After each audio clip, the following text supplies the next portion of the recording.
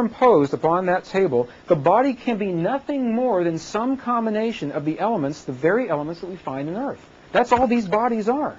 They are different arrangements of all of these elements that we see right here. It's amazing when I take people on a sacred journey to Peru, for example, or to Egypt. And we go in Peru, we go to the Urubamba River, and we reach down and we pick up a handful of that sand. And it feels good. People like to feel that.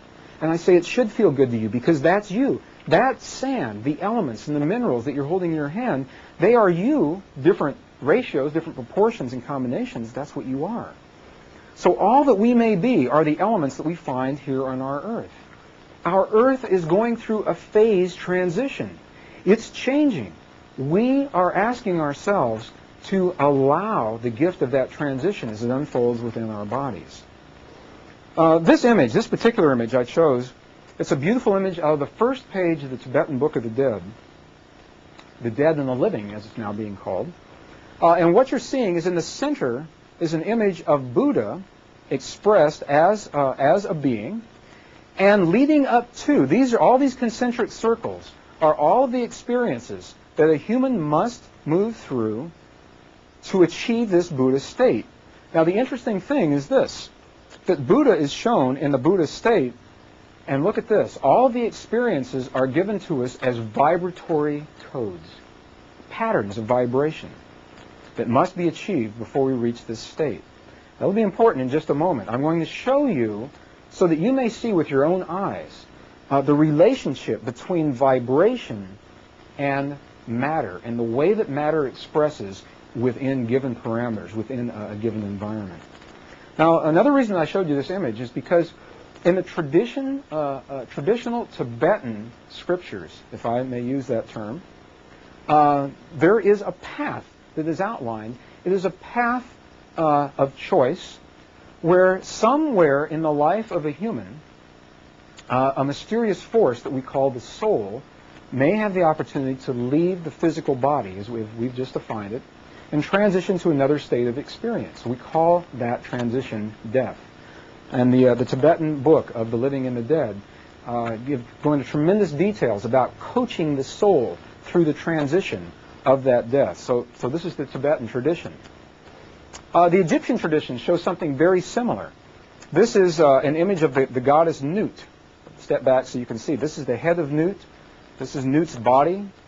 If you could see her feet and the rest of her body on the other side, what you would see is that the sun, the red dots of the sun, are birthed through the womb of Nut and go through the world of men, daylight, until they reach the other side, and Nut swallows the sun again, and we go into darkness, and the sun passes through her body and completes the cycle over and over again. Through this tradition, this is a code that was left in the mystery schools in the Egyptian temples. We live this cycle of light and dark in every breath that we inhale and exhale, in every day of our lives as those days pass through our lives. And they also make a distinction that at some point within the lifetime of each human, we will have the opportunity to make this transition where the life force or the soul leaves the body. The body returns to those elements that it came from, just like you saw in Alex Gray's drawing, and the soul moves on into a new expression of itself, a very different experience. Okay? This is another image now, a very similar image in the Christian traditions, the Christian mystery schools, showing the same thing, showing the distinction between a dark world below, a lighter world in heaven, and a time in between those worlds, the time of our lives right now, as we walk in between these worlds. And the distinction is made between the time that we are here and to get to either here or here, the soul leaves the body. Okay, now I'm making that distinction because it is a path. The opportunity for the soul to leave the body and to transition into a higher form of experience is a path. It is not the only path. Okay? So I'm going to make a distinction between the Egyptian, the Tibetan, and the traditional Christian traditions. And the mystery schools are saying something very different. Between these traditions, and the mystery schools, as we'll show them to you. So again, this is one of Alex Gray's beautiful drawings. This is a beautiful image of that moment where the soul transitions from the physical body. The physical body is left to deteriorate. It is the vibratory pattern of the soul, the will, that holds these elements together, allowing this body to be what the body is. So, through those traditions, what we are conditioned to believe is at some point in our lives, the essence of our being transitions from the physical body into another form of experience existence, and this body returns to the elements from which it was borrowed, back to the earth, ashes to ashes, dust to dust. That is a path. That is our conditioning in the Western world, and that is a choice. And now I'm going to draw a distinction and show you the choice and what that choice means in terms of all of the technical things that we have been discussing here in the last few minutes. Through the mystery schools, we are given another path, another opportunity for the body to express differently through life. These are, I just took some random passages out of ancient and sacred texts from the mystery schools, just to give you some idea of why context is so important. I'm going to read some of these to you. You may not be able to read them well on your own screen. I'll read them to you, and bear in mind that without context, what we're reading here makes very little sense to any of us.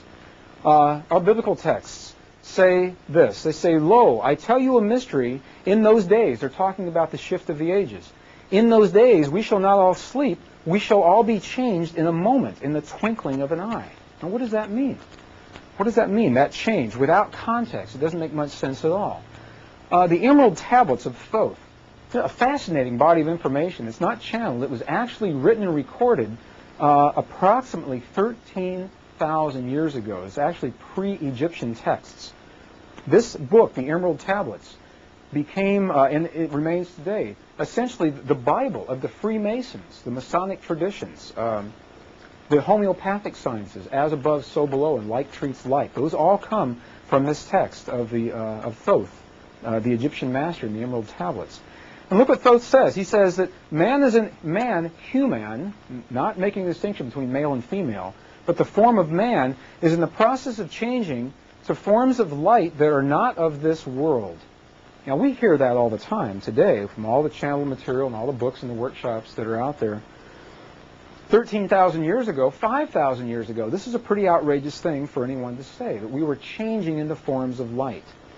Now, two passages from the Book of Mormon. These are a couple of my favorites. It says that in those days, in the days of the shift of the ages, that you shall never endure the pains of death when I come in my glory, speaking of the universal reference beings.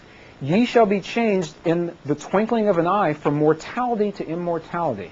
And it goes on to say that it is in our bodies that we will see our Creator, in our bodies that we'll see God. Now, this has absolutely nothing to do with religion, although it is taken from what may be considered religious texts. This is ancient information of a phase transition within the human body, information that was left to us that does not make a lot of sense in the past, without the context within which to frame this transition. The ancient Essenes, I identify very closely with the traditions of the Essenes. The Essenes were a sect of individuals who separated themselves from others of their time so that they could live their traditions and their belief systems in the way that they felt was appropriate. And in the Essene traditions, we're given a much different story in terms of our history, our purpose, our lives in this world, and this phase transition that Earth and our bodies are going through in this moment. We'll give that transition a name in just a few minutes. So through the Essene traditions, much of this information, many of these traditions are found in the scrolls that were found in the Qumran area around the Dead Sea. They became known as the Dead Sea Scrolls. They're certainly not limited to the Dead Sea Scrolls. We see the Essene traditions throughout the Tibetan texts, throughout the Egyptian texts, in the Ethiopian traditions, in the Armenian traditions. They are scattered throughout our ancient texts if we have the wisdom to see them. And there is a universal thread that runs through those traditions. Okay. In the traditions of the Essenes, through the Dead Sea Scrolls and many of the other texts, what we find is this. We find that all of the biblical books in the Old Testament are verified in those Dead Sea Scrolls, and more that we have not seen. And what it appears has happened, and what we know from our history, is that somewhere around the year 325 A.D., somewhere right around in there, what we call our biblical text was revamped. Many books were deleted. Those that were left were compressed into a smaller form. Some of the books that were taken out of our text remain in the Dead Sea Scrolls, remain in the Nag Hammadi scrolls, the Nag Hammadi texts, also discovered in 1947, in the Tibetan texts. Look at what some of these books are all about. This is fascinating information. The Gospel of the Birth of Mary. This is a beautiful body of information that details the life of Mary. Mary's mother, for example, 81 years old when she gave birth to the Virgin Mary, the mother of Jesus. And Mary's mother had been barren for those 81 years, had never given birth to anyone else. Mary was 14 years old when she married her husband Joseph. All that information. The Essene mystery schools played a key role in these women's lives as they were Essene initiates.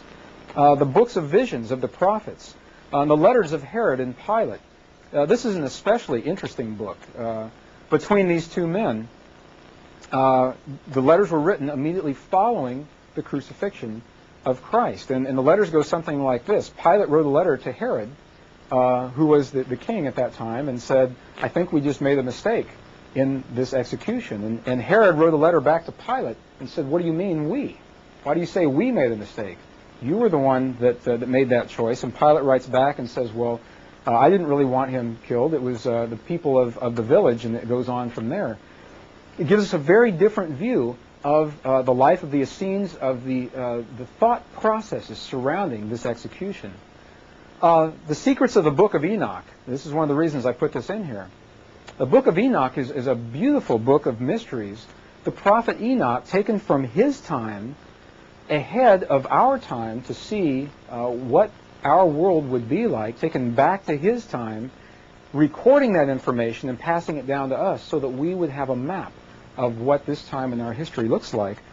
The Book of Enoch, portions of it are so detailed they actually become a little boring as we go through this, as they give day-by-day accounts of the change of the cycles of the moon and change of the cycles of the sun and the magnetic fields, the earth tilting on its axis is actually what it says in this Book of Enoch. Those are books that we no longer have in our biblical text and that have a tremendous bearing on this time in history and this time in our lives.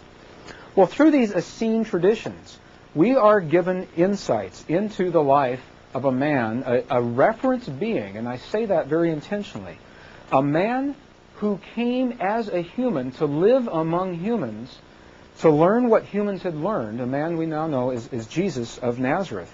And as I'm saying this, what I'll say to you now on the camera, it may be no accident that this is being videoed on this day. This is Easter Sunday, 1996. And everyone here in the studio now is smiling because we're actually filming this on Easter Sunday. Maybe no accident that is happening. That this initiate, Jesus of Nazareth, lived the life that you and I have learned to live. He learned to trade. He lived. Archaeological records now are showing that the little village that he lived in wasn't so little at all. It was a booming metropolis of about 40,000 people. He learned of commerce. He had to do everything that you are learning to do in your life. He had to master the emotions of his life in order to proceed through the choices that he was making in his life. I particularly love this image of Jesus as an initiate, as a student learning. This is again from Cheryl Yonbrock Rose. The title of this image is Christ Anchoring the Celtic Ray in England. This is one of the sacred sites in England. So through the Essene traditions, what we are shown, what we are told is this, that at least once, one man, Jesus of Nazareth, remembered the true nature of his being, the nature of compassion. And we'll define that compassion